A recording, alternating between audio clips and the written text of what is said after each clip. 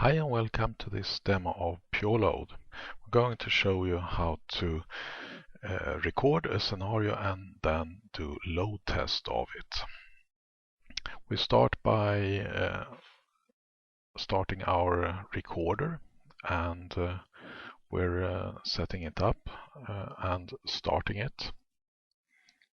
And then we're open up our application, and in the application we're doing a simple search, and now everything is recorded in the recorder tool. We have finished our simple test case, and you can see the result here.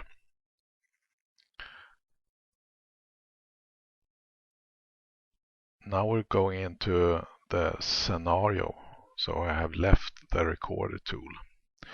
We're pasted in our test case from the recorder.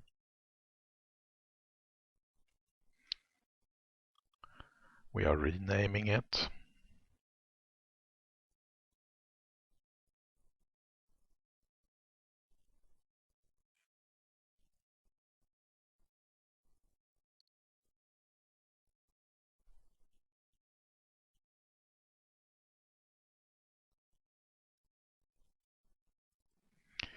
Now we were searching for one value, the apple. Now we're going to replace that, and we're going to add a data source, a list, so that we can do different searches when we're doing load test. So we're adding in a list with the name search list.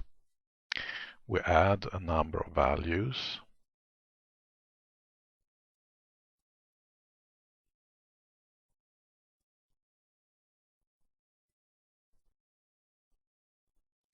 So the list is finished. And we're replacing now the actual value with our list. And you can fill in a number of operations here. And we're getting a random pick in the list. We're going into our monitor. That's the server statuses, which we will look at during the run. And here we're going to look on our Linux server. So we need to identify what we would like to look at the server.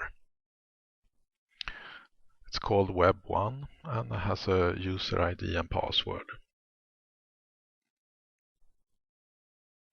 We're testing that the server is up and running. Yeah, it's working fine. We would like to look at the memory usage in this test. We're testing. Everything comes out right. Yeah. So having a scenario that we're going to run, that's our test case. Now we're going to put on the function for how the load is going to behave. So it's going to run in 2 minutes, starting immediately. I'm going to end at 20 transactions per second. So from 0 to 20 transactions per second. We need to admin our load servers.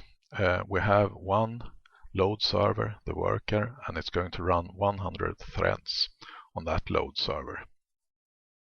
So we have a load server, we have our test scenario, and now we're ready to run. We're going to poll the client and the server each 10 seconds. We have started to run the scenario, and we're waiting for the results to start to appear. The results can be presented with numbers. We have a min, max, average, total, and so on. Failed, we should not forget, and that's a really important one. Here we're showing the number of tasks per second. We can show data on all levels in the test scenario, so we can see per operation how the system is behaving. We can also see the memory usage, how it's doing during the load.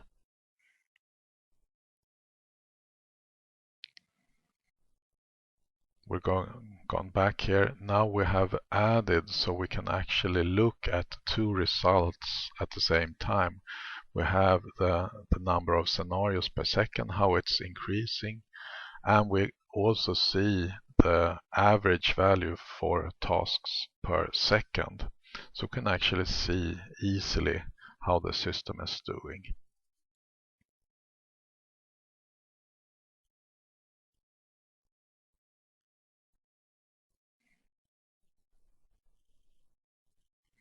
In this way, it's good to see when the system starts misbehaving, and you can correlate things to each other.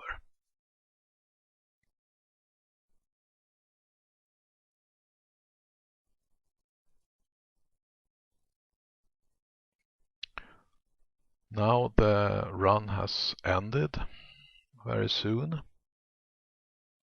Yeah, we're done. We would like to export this as a compare data, which means that we can compare it to another run which have used the same test cases and the same load scenario. We will show that in a separate small show. Thanks for us at